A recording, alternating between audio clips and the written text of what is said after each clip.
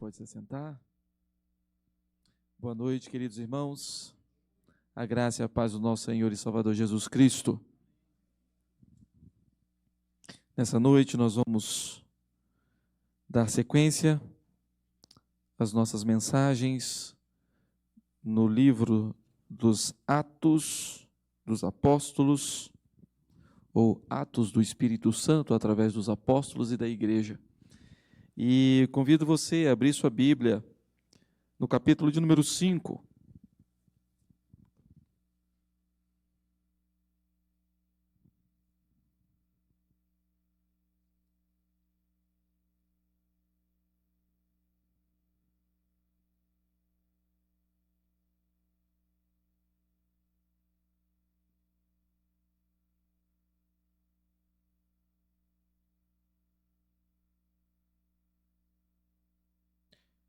Eu quero pedir aos irmãos que leia comigo o verso 29. Nós vamos ler apenas o verso 29, mas nós vamos trabalhar do 12 até o verso 42. Mas como nós vamos trabalhar algumas cenas aqui, então vamos ler o 29, que para mim é um dos principais versículos aqui desse contexto geral aqui. Vamos lá, vamos ler todos juntos o verso 29? Diz assim a palavra do Senhor. Então Pedro e os demais apóstolos afirmaram: antes importa obedecer a Deus do que aos homens. Vamos fechar os nossos olhos e orar ao Senhor. Pai querido, pedimos ao Senhor a tua bênção, pedimos ao Senhor a iluminação do teu Santo Espírito, pedimos ao Senhor que derrame graça e misericórdia sobre nós nessa noite, ao estudarmos a tua santa palavra, para que possamos entender, para que possamos obedecer, para que possamos praticar aquilo que o Senhor nos ensina dentro da missão que o Senhor nos deu. Em nome do Senhor Jesus. Amém.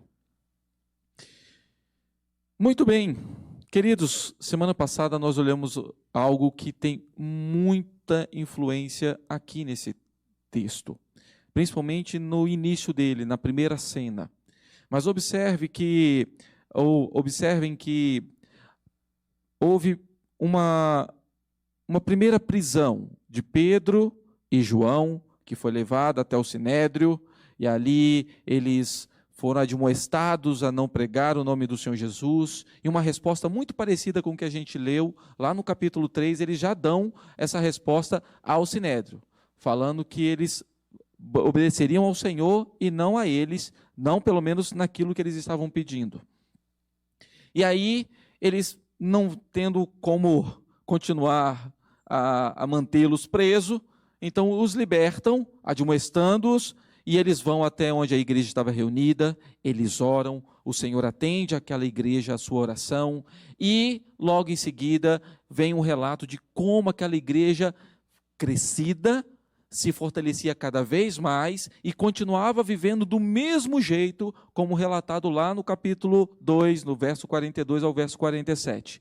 Do mesmo jeitinho, à medida que eles tinham necessidade, alguém vendia a sua propriedade e distribuía aos pés dos apóstolos para que pudesse ser distribuído àqueles que tivessem necessidade, do mesmo jeitinho que está lá.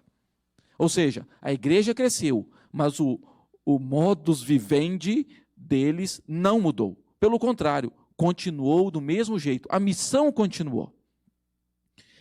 Só que vem um acontecimento que eles não esperavam. Talvez ali todo mundo daquela comunidade, todo mundo se conhecia e estava aquela comunhão gostosa, mas onde há o homem há o pecado. E aí apareceu no meio da igreja algo que assustou-os de alguma maneira, que foi o que aconteceu com Ananias e Safira, que foi o que nós estudamos semana passada. Nós lemos como Ananias e Safira deixou Satanás tomar o coração deles, o pecado estava no coração deles, só que eles deixaram com que aquilo crescesse, como se instigados também por Satanás, uma vez que já estavam praticando o pecado, a continuar mentindo ao Espírito Santo, e vieram aos dois serem fulminados na presença do Senhor. Morreram por causa do seu pecado. E aquilo trouxe temor, não somente aos de dentro, mas por isso que eu falei que aqui a gente vê uma influência, mas certamente até mesmo aos de fora. E agora, na primeira cena que nós temos aqui, logo depois desse acontecido, do verso 12 ao verso 16, diz assim a palavra do Senhor. Eu peço você para que acompanhe a leitura. Diz assim: muitos sinais e prodígios eram feitos entre o povo pelas mãos dos apóstolos, e costumavam todos reunir-se de comum acordo no pórtico de Salomão. Mas dos restantes, ninguém ousava juntar-se a eles. Porém, o povo lhes tributava grande admiração. E crescia mais e mais a multidão de crentes, tanto homens como mulheres, agregados ao Senhor, a ponto de levarem os enfermos até pelas ruas e os colocarem sobre leitos e macas, para que ao passar Pedro, ao menos a sua sombra se projetasse em alguns deles. Afluía também muita gente das cidades vizinhas a Jerusalém, levando doentes e atormentados de espíritos imundos, e todos eram curados. Essa é a primeira cena que nós temos. E observem, queridos, que diz o texto no início: muitos sinais e prodígios eram feitos entre o povo pelas mãos dos apóstolos. Por que pelos apóstolos? Se a gente for observar, realmente Atos vai falar muito do que aconteceu através da vida dos apóstolos, dos 12 e depois Paulo. Mas raramente a gente vê algo extraordinário acontecendo na vida de outra pessoa. Aconteceu? Aconteceu. O Filipe mesmo foi, de uma certa forma, sumiu da presença do eunuco e foi parar em Azoto. Como que foi essa transposição? Nós não sabemos. Mas, assim, foi algo miraculoso? Foi. Mas raramente a gente vê isso acontecendo, a não ser pelos 12 ou por Paulo. Os milagres geralmente aconteciam pelas mãos dos apóstolos, mas tinha alguma coisa específica? O poder estava nos apóstolos? Não. Mas foram eles, aqueles que desde o início estavam com o Senhor Jesus, foi a eles que foram eles que foram chamados para serem líderes. E era por meio das mãos deles, os representantes do Senhor Jesus, os primeiros representantes, para serem chamados justamente para mostrar o poder do Senhor. O poder do Senhor, não o poder deles. E se a gente for analisar, queridos, todo o início de vou usar essa expressão, de uma era nas Escrituras, acontece algo miraculoso e depois vai diminuindo um pouco essa quantidade. No início, o Senhor criou todas as coisas do nada. Daqui a pouco, a gente não vê tantas coisas tão miraculosas assim ao longo do livro de Gênesis. Quando vem Moisés, a era mosaico, a era da lei, e logo no início ali, muitos sinais sendo feitos por meio de Moisés e por meio de Arão, as pragas no Egito, o mar vermelho se abrindo, o maná caindo do céu, águas amargas se tornando águas doces, água saindo da pedra. Mas depois não aparece tantas coisas assim, uma coisa ou outra mais esporadicamente. No início do ministério de Josué, do mesmo jeito, muitas coisas acontecendo, o rio Jordão se abre, as muralhas de Jericó caem, mas depois também volta-se para o ordinário. No início da era profética, até se vocês perceberem, não sei se vocês já perceberam, quando vocês começam a ler lá no início do primeiro livro de Samuel, até mesmo as visões eram diminuídas. Se vocês forem lá, vocês vão ver que diz o texto lá que naquele período as visões não eram tão mais constantes. Naqueles períodos o Senhor não falava com tanta constância como já tinha falado anteriormente, porque já virou uma coisa mais ordinária. Mas agora vai começar uma nova era, a era dos profetas. E aí, por meio de Elias e Eliseu, sobretudo, grandes sinais aparecem. E depois volta-se para o ordinário. A gente não vê tantas coisas miraculosas acontecendo. Claro, uma coisa esporádica ou outra, como o caso de Jonas, mas não tantas coisas como no início, lá com Elias e Eliseu, que até morto estava ressuscitando. Multiplicação de pães também teve. Ervas venenosas se tornando comida saudável. Machado que flutua. Sempre no início de uma era acontecem grandes acontecimentos para marcar aquele início, para mostrar o poder do Senhor através daquele início ali que vai ter sequência. Aqui não é diferente. A igreja está agora começando, depois de receber o poder que veio do Espírito Santo, que veio do alto, e agora eles esperaram lá em Jerusalém, o Espírito Santo desceu sobre eles, e agora os apóstolos, como representantes do Senhor, líderes da igreja, estão agora mostrando o poder do Senhor através de sinais e prodígios. Só que há uma diferença. Nunca, em nenhum momento, sinais e prodígios salvaram alguém. Nunca, em nenhum momento da história, sinais e prodígios salvaram alguém. Prova disso, Faraó. Viu sinais acontecendo. Viu Moisés falando que vai ter praga e vinha a praga e ele falava, intercede por mim. Intercedia, a praga sumia e ele endurecia o coração de novo. Prova disso é que mesmo Elias, mesmo fazendo sinais como fez, não amoleceu o coração de Jezabel e nem do rei Acabe. Prova disso é que o Senhor Jesus, fazendo sinais e milagres, vindo da parte do Senhor, nem isso fez com que os líderes religiosos daquele tempo o levassem para a crucificação. Porque sinais e maravilhas e prodígios nunca vão salvar alguém. Somente o anúncio da palavra do Senhor, somente o próprio Senhor Jesus pode salvar. E aqui, queridos, a gente vê isso. Sabe por quê? Porque logo depois que aparece essa questão dos apóstolos, vem a admiração de todos, mas o verso de número 13 vai dizer, mas dos restantes, quem eram esses restantes? Certamente os do povo, não crentes, que viram acontecer o que aconteceu com Ananias e Safira, e talvez ficaram temerosos com isso.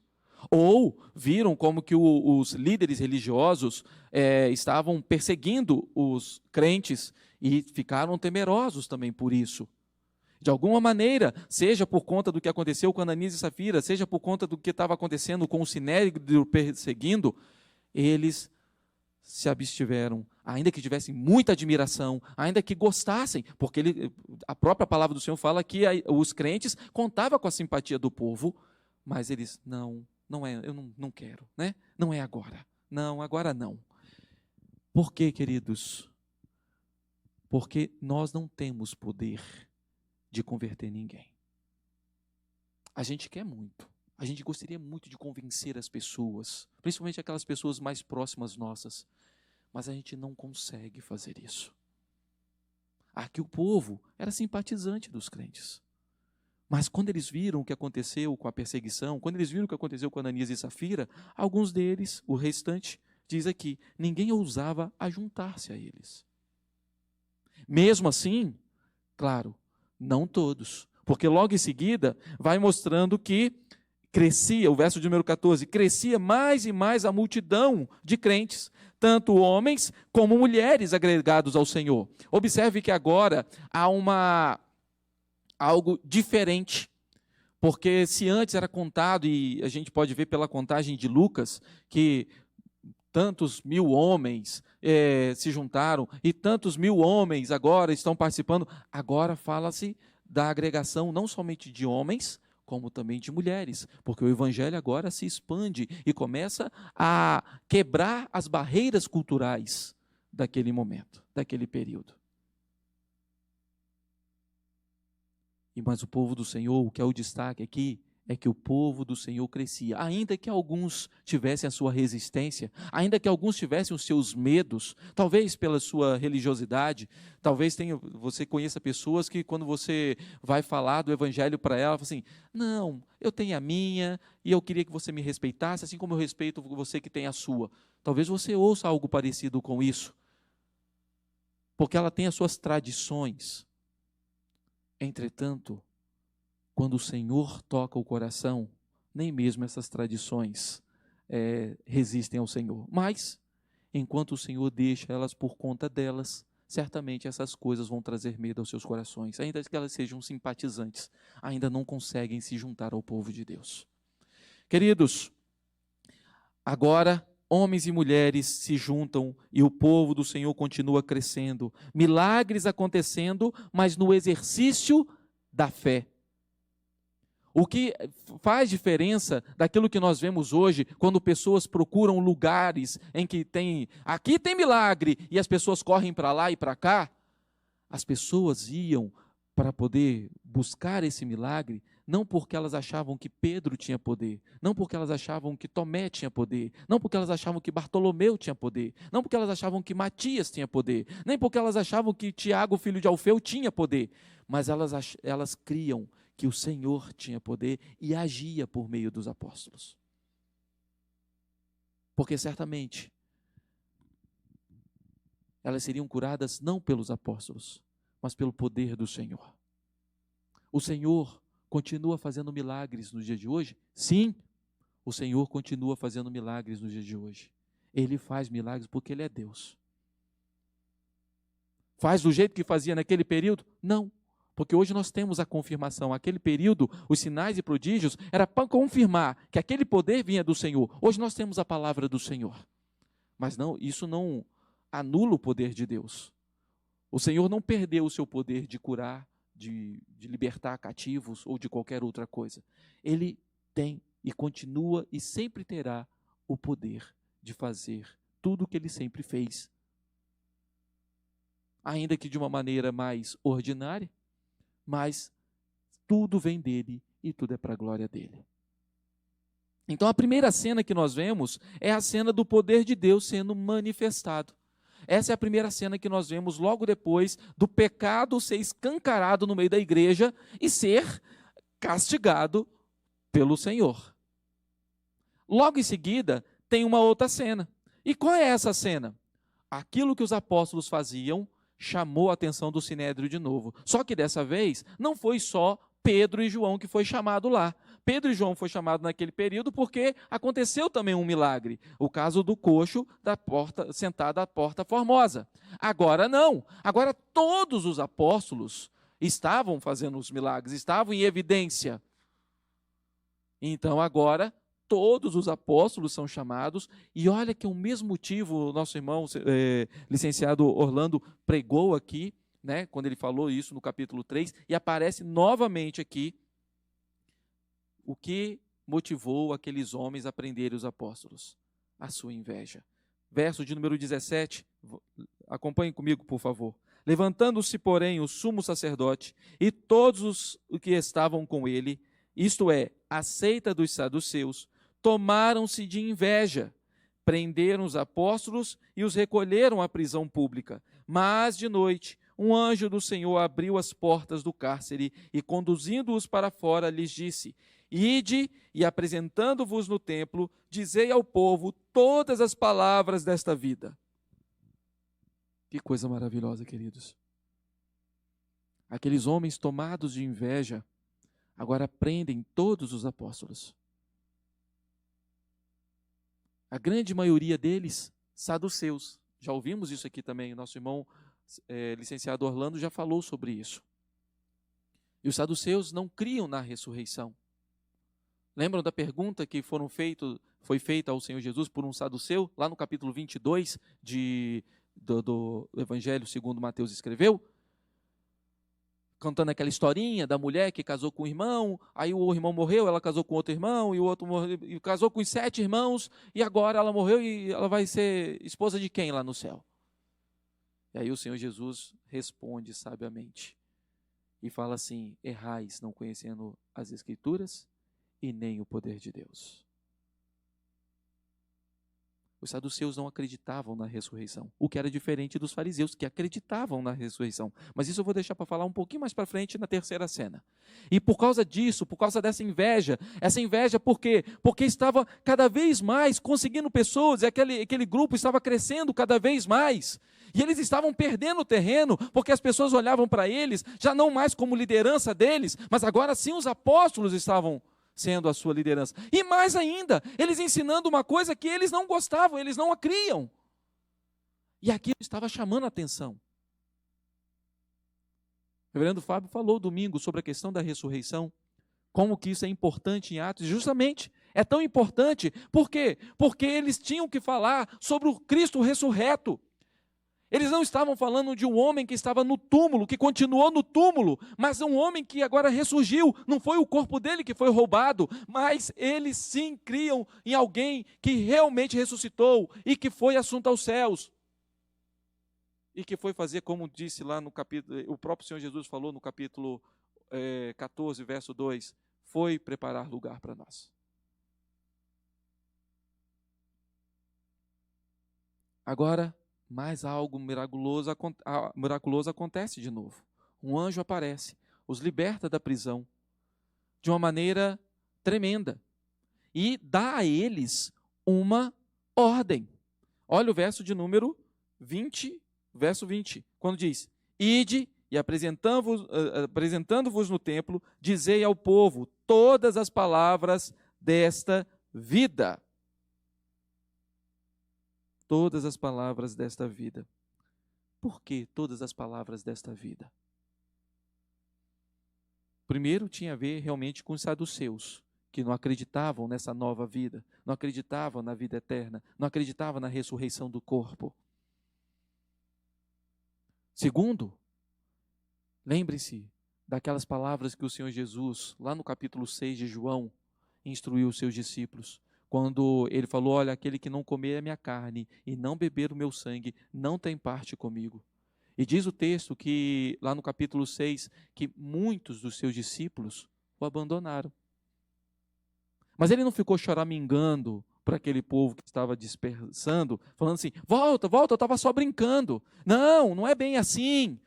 Ele não relativizou nada. Ele não abriu mão dos princípios da verdade para poder ter seguidores. Pelo contrário, ainda virou para os 12, e qual foi a pergunta que ele fez para os 12? Vocês querem ir também?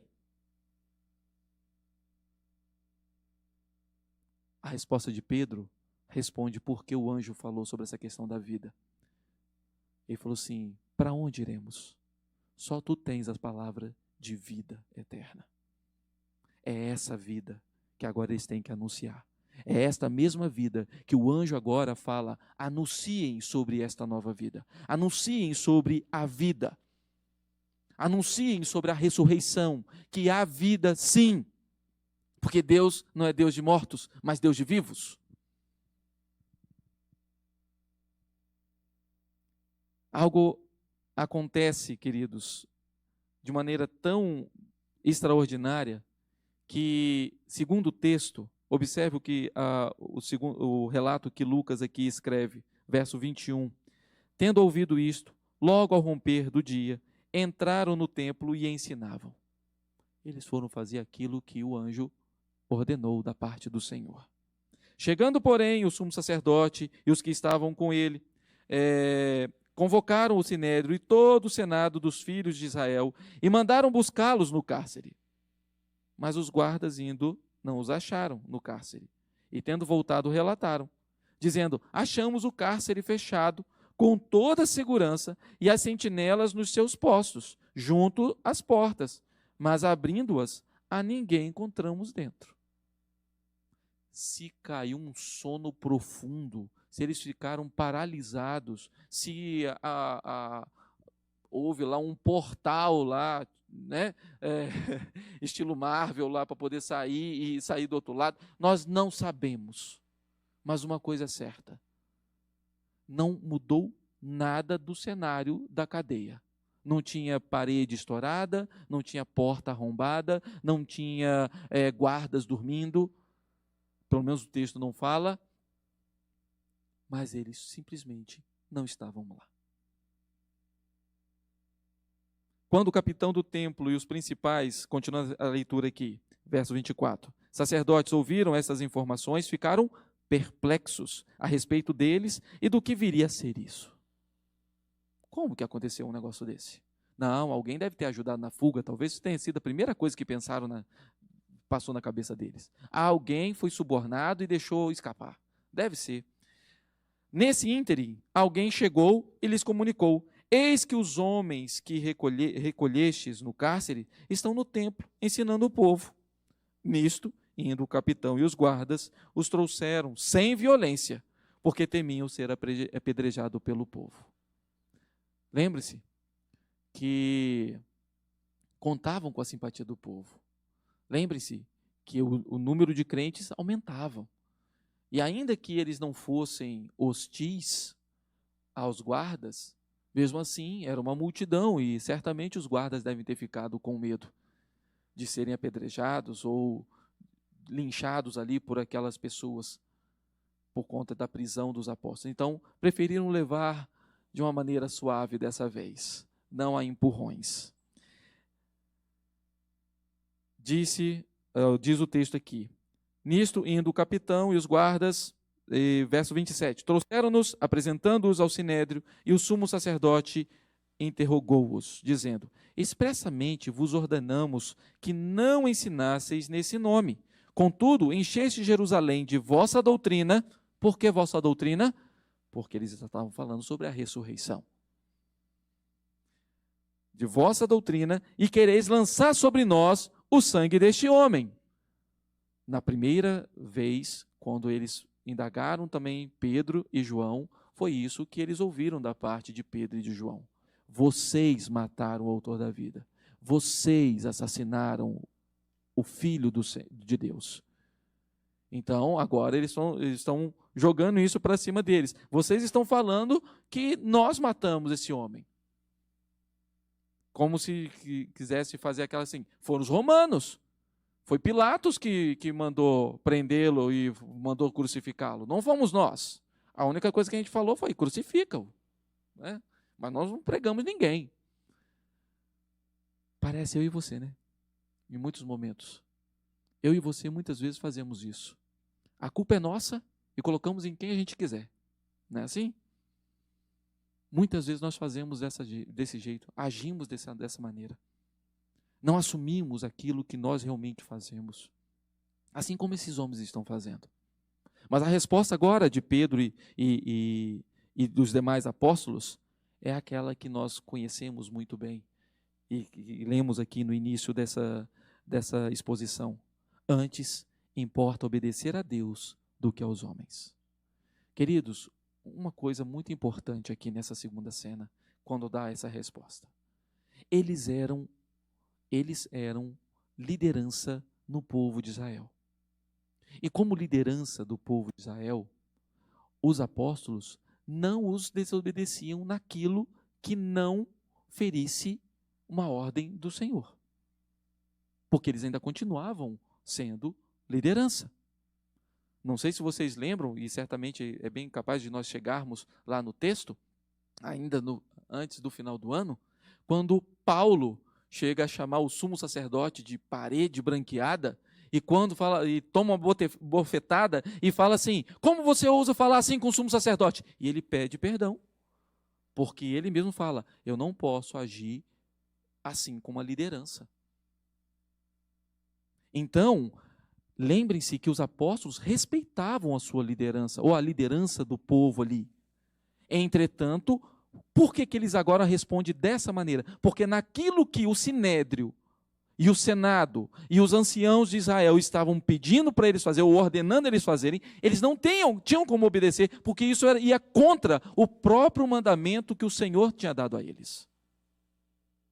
Assim também, queridos, quanto à questão até mesmo das nossas leis civis. Enquanto elas forem favoráveis à população, enquanto elas não ferem os nossos princípios bíblicos, nós estamos sob essa autoridade, devemos respeitá-las e obedecê-las. Agora, se porventura aparece uma lei que fere os nossos princípios, aí podemos e devemos responder assim como os apóstolos assim responderam. Porque isso faz parte da nossa missão. E se nós abrimos mão dos nossos princípios, nós estamos abrindo mão da missão que o Senhor nos deu. Nós estamos jogando fora aquilo que o Senhor nos confiou. A missão continua. A missão continua através do poder de Deus sendo manifestado, assim como naquela igreja, nos dias de hoje, pelo poder do Evangelho. Porque assim como aquelas pessoas foram transformadas, não por causa dos milagres, mas por causa da palavra do Senhor anunciada, hoje também acontece do mesmo jeito. Essa mesma palavra que esses apóstolos estavam agora não abrindo mão, mas pelo contrário, sendo desafiados e E mesmo assim, perseguidos, continuaram firmes na obediência, porque eles tinham uma missão, assim como eu e você continuamos tendo essa mesma missão. Não podemos abrir mão dos nossos princípios, daquilo que o Senhor nos mandou, daquilo que o Senhor nos confiou, ainda que venha uma lei, ainda que venha em forma de lei, porque antes devemos obedecer a Deus do que aos homens. Estamos dispostos a isso? Será que em algum momento a gente não fica receoso? Será que em algum momento não bate aquela vontade de falar assim, não, mas depois eu faço o contrário. Eu falo assim, mas depois eu faço o contrário. Isso é mentira, queridos. Se isso é mentira, isso já é pecado. Você já está abrindo mão dos seus princípios. Esses homens, nessa segunda cena, anunciam a vida nova em Cristo Jesus. E eles continuam, eles não param por aí. E ele fala, o Deus de nossos pais ressuscitou a Jesus. E agora fala da frente do Sinédrio, daqueles que não acreditavam, em sua grande maioria, na ressurreição. Ressuscitou ao Senhor Jesus, a quem vós matastes. E falou de novo, vocês estão jogando a culpa. E eles reafirmaram, sim, e falamos de novo, vocês mataram. Crucificando, pendurando-o no madeiro. Deus, porém, com a sua destra, o exaltou a príncipe e salvador, a fim de conceder a Israel o arrependimento e a remissão de pecados. Ora, nós somos testemunhas desses fatos, e bem assim o Espírito Santo que Deus outorgou aos que lhe obedecem. Queridos, quem estaria disposto a morrer por conta de uma mentira? Quem em sã consciência estaria disposto a sofrer danos, inclusive com a morte, por conta de uma mentira? Não faz sentido colocar sua vida em risco por conta de uma coisa que não aconteceu. É o que muitas vezes nós somos arguídos aí, né? Muitas vezes aparece um ateu, à toa, não sei, que pergunta essas coisas. Mas eu não sei o quê, porque os discípulos que roubaram o corpo. Tá, se eles roubaram o corpo, então por que estão colocando a própria vida deles em risco por conta disso? Era melhor, então, entregar o corpo e falar que foi tudo um mal-entendido e seguir a vida? Não faz sentido, não tem lógica. E não somente eles, mas todos aqueles que viram, porque foram mais de 500 pessoas, ou aproximadamente 500 pessoas que viram o Senhor ressurreto. E Paulo, como nós ouvimos domingo, fala que no período dele, quando ele escreve a sua carta aos Coríntios, muitos deles ainda viviam. E continuavam testemunhando. Assim como eu e você precisamos continuar testemunhando, porque essa é a nossa missão. A missão continua. Mas há uma terceira cena, queridos. E nessa terceira cena a gente vê a alegria do serviço. A alegria do serviço. Mas antes de mostrar a alegria do serviço, que está mais lá no finalzinho, a gente vê que se levanta mais alguém aqui na história. Diz o texto, eles, porém, ouvindo, se enfureceram e queriam matá-los. Mas, levantando-se no sinédrio, um fariseu chamado Gamaliel, mestre da lei, acatado por todo o povo, mandou retirar os homens por um pouco. E lhes disse, israelitas, atentai bem no que ides fazer a estes homens. Porque antes destes dias se levantou Teudas, insinuando ser a ele alguma coisa, ao qual se agregaram cerca de 400 homens. Mas ele foi morto. E todos quantos lhe prestavam obediência se dispersaram e deram em nada. Depois desse, levantou-se Judas, o galileu, nos dias do recenseamento, e levou muitos consigo, também este pereceu, e todos quantos lhe obedeciam foram dispersos. Agora vos digo, dai de mão a esses homens, deixai-os, porque se este conselho ou esta obra vem de homens, perecerá. Mas se é de Deus, não podereis destruí-los, para que não sejais porventura achados lutando contra Deus. E concordaram com ele. Chamando os apóstolos, açoitaram-nos e ordenando-lhes que não falassem em nome de Jesus, os soltaram. Vou parar por aqui, deixar os 2 versículos finais para depois. A gente olha o discurso de Gamaliel e a gente pensa assim, é um cara sábio, né? Que conselho maravilhoso. Serviu para livrar os apóstolos naquele momento da prisão ou talvez até mesmo da morte. Mas é um discurso perigoso. Não é um discurso tão sábio como a gente pode pensar que é. Primeiro porque havia uma outra motivação além de libertar os apóstolos. Lembre-se que estavam, em sua grande maioria, saduceus, que não acreditavam na ressurreição. Mas Gamaliel era um fariseu, alguém que acreditava na ressurreição. E via os apóstolos, pelo menos nesse sentido, como um aliado. Como um aliado. Bom, eles falam sobre a ressurreição, eles creem na ressurreição, nós também. Então vamos defender eles aqui por enquanto, porque eles estão fazendo os saduceus até perder as estribeiras aqui, né? Estão perdendo a cabeça já. Então vão ganhar proeminência agora em cima deles. Talvez tivesse até algo meio que político no meio. E ele dá 2 exemplos para mostrar algo que se torna perigoso, como se fosse até uma certa pragmatização da verdade.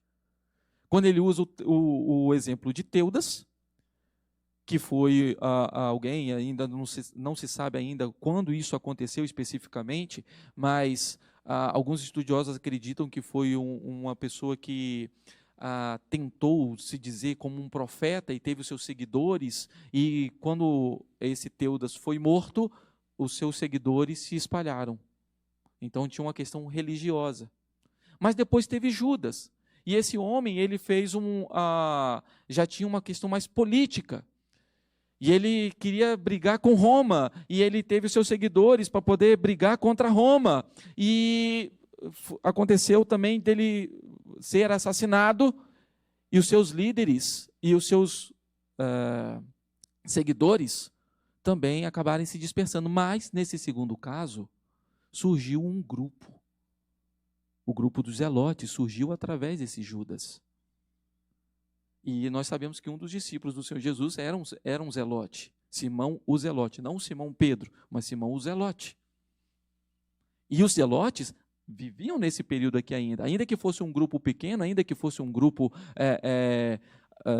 quase que de rebeldes, vamos dizer assim, mas ainda existia, ainda tinha sua influência, ainda tinha sua força.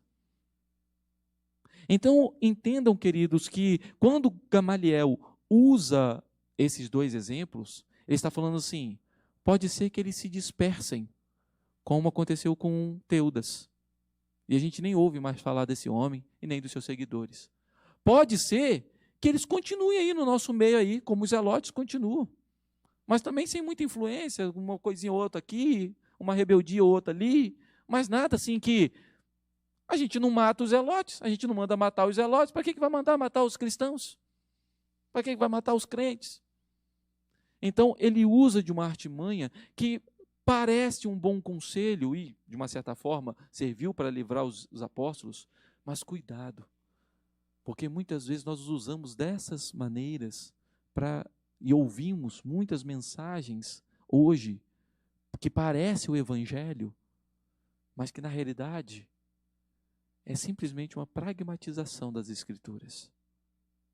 O que dá resultado, a gente deixa. Se não está dando resultado, a gente elimina. É o que ele está falando aqui. Se vocês verem que não deu resultado, aí eles mesmos se dispersam. Agora, se der algum resultado, vamos ver até onde vai. Qualquer coisa, a gente elimina o problema. Mais para frente. Então, cuidado, queridos. Porque assim como o conselho de Gamaliel para com aquele sinédrio, muitos estão se levantando, pregando um evangelho pragmatizado. Um evangelho de resultados. Como se os homens pudessem criar algum tipo de resultado. Mas uma coisa interessante que ele fala aqui, e ele chama a atenção dos saduceus para isso. Olha, se isso for do homem, vai sumir, vai se dispersar. Mas se for de Deus, lembre-se, vocês estão brigando então contra o próprio Deus. E aí os saduceus recuam, mas mesmo assim, observe que eles não falam assim, podem continuar, deixa o barco seguir.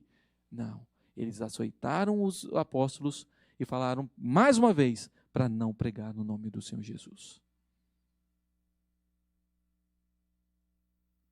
Meus queridos irmãos, precisamos tomar cuidado para não abrirmos mão dos nossos princípios, para poder servir ao Senhor na verdade e com toda alegria, ainda que se levante oposições, ainda que a oposição seja de uma maneira disfarçada, ainda que a oposição venha como uma relativização, como um pragmatismo, como algo que parece legal, mas no final das contas pode te afastar mais do Evangelho do que agregar você ao Evangelho, do que fortalecer você no Evangelho. Mas os apóstolos se sentiram felizes por sofrer pela causa do Senhor Jesus. Versos 41 e 42, leiam comigo, por favor. Vamos lá? E eles se retiraram do sinédrio, regozijando-se por terem sido considerados dignos de sofrer afrontas por esse nome. E todos os dias no templo e de casa em casa não cessavam de ensinar e de pregar Jesus o Cristo. Sabe por quê? Porque a missão deve continuar. Mesmo com as oposições, mesmo com pessoas tentando relativizar, pragmatizar a verdade, mesmo que pessoas não queiram se juntar, ainda que se simpatizem com a mensagem, mas não, agora não, a missão deve continuar. E à medida que o Evangelho vai expandindo, o Senhor vai agregando aqueles que Ele escolheu desde a fundação do mundo. Mas nós não podemos parar com a nossa missão. Nós precisamos continuar. Nós precisamos seguir em frente para a glória do Senhor Jesus. Que o Senhor assim nos abençoe. Reverendo Fábio, ore conosco.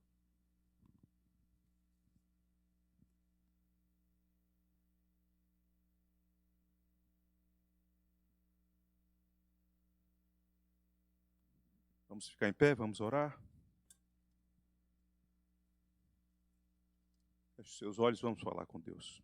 Ó Deus bendito, nosso Pai eterno, glorificado e exaltado seja o teu nome santo, pelo testemunho dado aqui nessa noite, pela leitura, pela exposição da tua palavra. Quão rica ela é, Senhor, quantos ensinamentos, tanto alertando-nos nessa jornada da vida, da realização da missão, mas como também trazendo encorajamento para nós, nos relembrando que sofrer pelo nome do Senhor Jesus é uma bem-aventurança.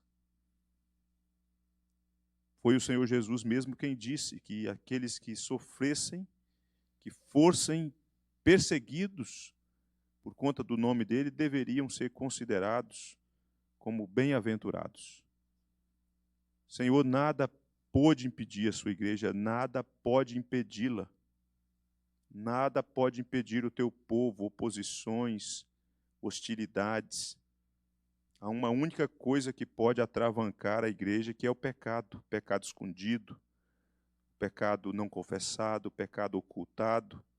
Isso sim, isso embaraça a igreja, isso atrofia a igreja, isso mina as forças da igreja, isso gera e mata a alegria da igreja em anunciar o evangelho. Mas o contrário disso, homens maus, demônios, nada pode enfraquecer o teu povo, Senhor, de anunciar o evangelho, porque o poder do teu Espírito já foi derramado sobre a igreja.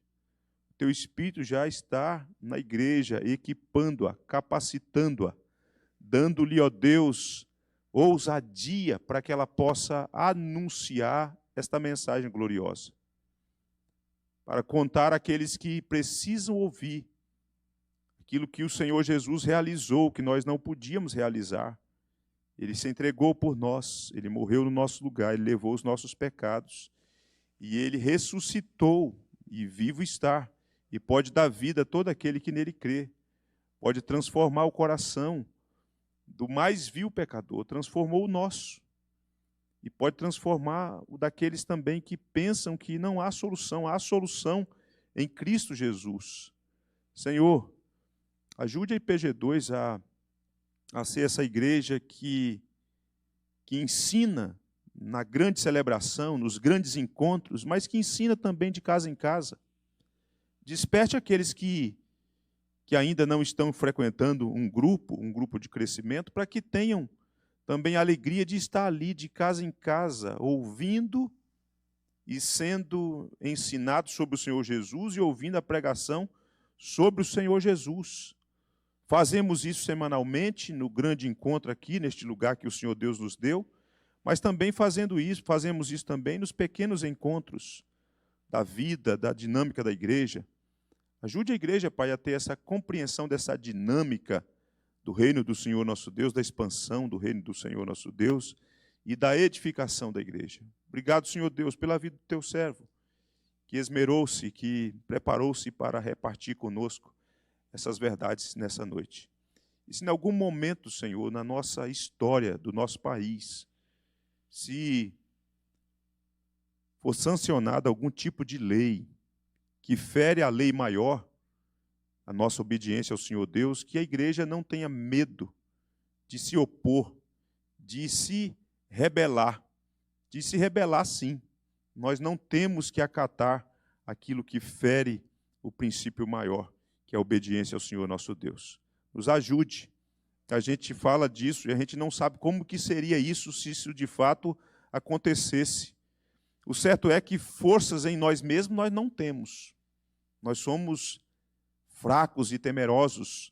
Então nos ajude, Pai, para que, se circunstâncias hostis surgirem na nossa caminhada, no nosso país, que nós tenhamos coragem da parte do Senhor para enfrentar e continuar dizendo que Tu és o único Deus, que Tu és o único digno de receber nossa adoração, nossa devoção, a nossa obediência deve ser exclusiva ao Senhor nosso Deus e Pai.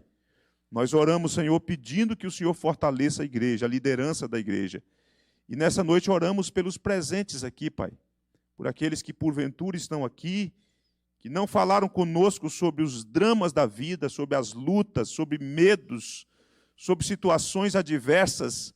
Mas, Senhor, nós nos unimos a essas pessoas que estão aqui nessa noite, orando ao Senhor Deus, para que o Senhor Deus intervenha, para que o Senhor Deus visite, para que o Senhor Deus afugente o medo, gerando segurança, para que o Senhor Deus, ó Deus, coloque no lugar da desesperança, esperança no Senhor nosso Deus, que, ó Deus, a angústia seja removida e a paz que excede todo entendimento guarde o coração e a mente dos teus filhos que porventura estejam enfrentando lutas nas suas almas.